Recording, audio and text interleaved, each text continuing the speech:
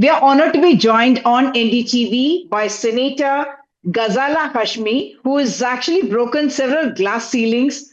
She is the first Muslim woman and the first South Asian American to be occupying or to become the Lieutenant Governor elect of Virginia State, and the first to get a statewide position like this. Senator Hashmi, thank you so much for joining us. You were born in Hyderabad and went to the US at a very young age, 4 years, we are told. This kind of a journey, breaking multiple glass ceilings, what kind of a message does it give to women back here in India, in Hyderabad specifically, and also to the Indian diaspora there in the US? Well, good evening. I'm so delighted to join you, and thank you so much for this opportunity to connect back to my roots in Hyderabad. You know, Hyderabad holds a very dear and special place in my heart. I had the opportunity as I was growing up to visit during 3 summers and spend that time with my grandparents and my cousins. And I think what we're seeing here in the United States is that the Indian diaspora has grown in strength and numbers, and there's so many people that are involved in many different professions, and now especially in the spaces that are occupied by government and politics. We have many individuals from the diaspora who are running for office on a variety of different platforms and across different states. And I think the message is that our Indian American community has been thriving in so many different professions. And now the work of government, too, is a very critical place for so many of us that are part of the diaspora. You have had a very unique journey, something that you have, the journey that you have gone through is something that inspires millions of people, I should say, back here in India as well. But as someone who was in education, someone who got a PhD in literature, and then moving into politics, what were your takeaways from there? Has that influenced the kind of subjects that you have focused on? Absolutely, yes. I spent 3 decades in higher education teaching, and my family is actually a long line of educators. My father, too, was a college professor as well in Georgia, and so I followed in his footsteps. I think the key takeaways as I moved into the space of government is that the role that education must necessarily play is such an important one. For me personally, public education is the most important public good. And here in Virginia, we have considerable strength in our public education, free and accessible education for every child, and the opportunity for us to build a strong, talented, and skilled workforce is the necessary work that we're engaged in government. And I am privileged now from the state to leadership level to be able to prioritize the work of education to ensure that every person has an opportunity to earn their degrees and to find a good job. That's going to continue to be my important focus as Lieutenant Governor. The rise of Indian Americans like you or like Kamala Harris make a very powerful story for many, not just Indian Americans, but women across the world as well. What would you tell young women aspiring to be these kind of leaders in positions of power, in positions of influence? What would you tell them are the biggest takeaways that you have for them? It's been so gratifying to me. After election night, I received thousands of messages from so many people, but most especially from young women across the world who see in my election their own opportunities to pursue their dreams, to make sure that they are working in challenging environments, and to know that they too have the opportunity. You know, not everybody needs to run for office, but I think the biggest message for young women in particular is that they should seize the opportunities to really challenge themselves and to work hard to represent the values and the issues that they care about.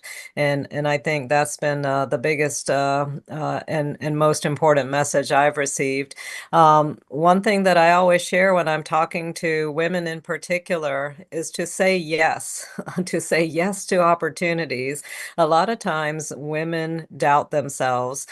They question whether or not they actually belong in certain spaces or if they should try to pursue something that might seem formidable. But I encourage women to say yes when opportunity presents itself and to take on those challenges and to work as hard as they can to achieve what their goals are. That's a very powerful and very important message for women across the world, I guess, because not just in India, across the world, the representation of women in politics has been so limited in so many ways. But when you look back at the country of your origin, the kind of the entry level barriers for women, do you find that very different in say the Western world compared to India? We have, of course, had women prime ministers and women in the president's chair as well multiple times. Yes, I don't think we should undervalue the fact that India and other nations have long since elected women to be prime ministers, to be presidents, to be chief ministers. And sadly, in the United States, we have yet to see a woman serve as president. And even in Virginia, it wasn't until my friend Abigail Spanberger 2 weeks ago, she broke that gender barrier. She became Virginia's first woman governor. So it's taken us this long in Virginia, and we still haven't achieved it in the country. We have not seen the capacity yet of women's leadership. So we are all struggling. You know, I think women face these challenges universally across the world, and it's long past time that women are able to run for office, run for these critical leadership roles, and to be the kind of leaders that we desperately need in the world. I think one thing that women bring into leadership is the ability to listen carefully, to engage in thoughtful discussion, to analyze and research information, and to reach good decisions. I think we're going to see how the shift in our leadership in Virginia is going to be a very positive one as we move forward in 4 years now. So you do see some particular merits or characteristics that women as leaders bring to the chair as well, you're saying? Absolutely, absolutely. Okay. You're assuming or going to be assuming this very important role at a time when the US politics or has become highly polarized, or is it across the world that you see this kind of a change coming in of a very polarized environment in which you will have to function? Yes, you know, I decided to run for office because of the polarization. So in 2019, when I first decided to run for the Virginia Senate, it was because of the bigotry and the division that Donald Trump came into office in 2016. He ran on a platform of targeting immigrants, and he also ran on a platform of targeting Muslims in particular. He imposed a Muslim ban as he came into office the first time, and I felt a responsibility to stand up and to speak out for the values that I have, and to make sure that we're protecting all marginalized communities. And sadly, across the world, I think we're seeing deep polarization, not just on nationalist lines, but clear economic divisions as the wealth disparity grows, and we see so many individuals struggling. We have a responsibility to fight for equity, to fight for access, and to fight for opportunity for everybody. And that's a place in which the United States should have a leadership role. And I think we will be seeing some important shifts in the politics of the United States as we go into the 2026 election cycle this upcoming November.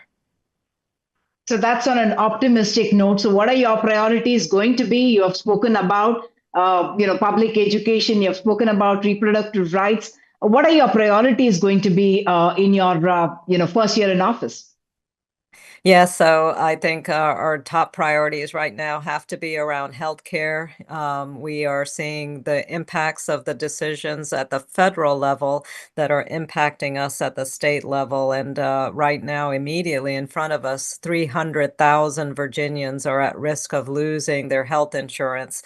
And so, as state leaders, we are working to respond to that. So, healthcare, education, lowering the cost of for families, whether it's groceries or prescription medication, access to childcare, all of those are immediate concerns, and that's what we're going to be focused on in the next couple of months. The America that your family went to or your parents came to is perhaps very different from the US of today. It has always been a land of dreams for people from India. Has something integrally changed in the way the immigrant population is received in the US now? And are we at a point in history where things are going to change now? That's a great question, and I think we see some changes in the ways in which immigrant communities are being targeted and scapegoated by the Trump administration. And at the same time, we see great resilience in the immigrant communities. We see more voices that are standing up and fighting for the values of strong immigration policies in the United States. So many Americans see immigrants as friends, neighbors, as individuals who contribute to the overall culture and climate and health of the nation. And so we have strong champions who continue to fight for responsible immigration policies that allow us to continue to see the talent and the skills and the knowledge that so many immigrants contribute to our nation. I think we're going to see a shift soon.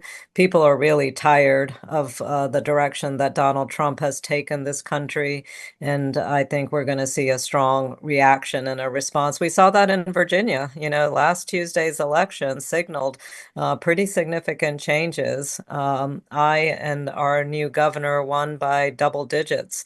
We brought in 13 new House members and have secured a strong Democratic majority in the Virginia House of Delegates. Those are signals as to the direction Virginians and Americans want to see this country move in.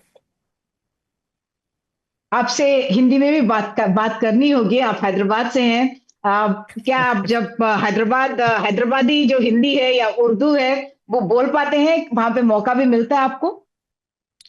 जी, हमारे मौका तो कम है उर्दू में बात करने की, मगर कोशिश तो कभी-कभी करते हैं। आजकल तो हमारी वोकैब्युलरी इतनी ज़बरदस्त नहीं है, तो थोड़ी-थोड़ी तो बोल सकते हैं। हिंदी और उर्दू तो समझ में आती है, मगर बोलने का मौका बहुत ही कम है। हम अपनी अम्मी से तो बात करते हैं उर्दू में, वो बहुत ही पेशेंट है हमारे साथ, तो जब उर्दू के अल्फाज नहीं आते हैं तो हम अंग्रेजी में बोलते हैं, तो जब बातचीत चलती है। बहुत खूब, बहुत खूब. हैदराबाद की यादें कुछ है आपके पास जब भी आप विजिट करती होंगी, कभी-कभी आई होंगी? जी, अब 10 साल हो गए जब हम लास्ट टाइम विज़िट किए थे। हम अपनी बड़ी बेटी को साथ में ले आए थे हैदराबाद। उनको बहुत ही मज़ा आया। वो भी 20 साल की थीं जब पहली मर्तबा देखी हैदराबाद। और अपने ख़ानदान के लोग से मुलाकात हुई तो उनको बहुत ही खुशी हुई। हमारे सबसे पसंद की जगह है चारमीनार, पुराना हैदराबाद। उसमें वो उसकी हिस्ट्री और सब ब्यूटीफुल आर्किटेक्चर जो है बहुत ही अच्छी लगती है। और वो बाज़ारों में शॉपिंग करने भी मज़ा आता है। चूड़ियों का बाज़ार और कपड़ों का बाज़ार, उसमें बहुत अच्छा लगता है। तो हमारा दिल चाहता है कि फिर से आएँ।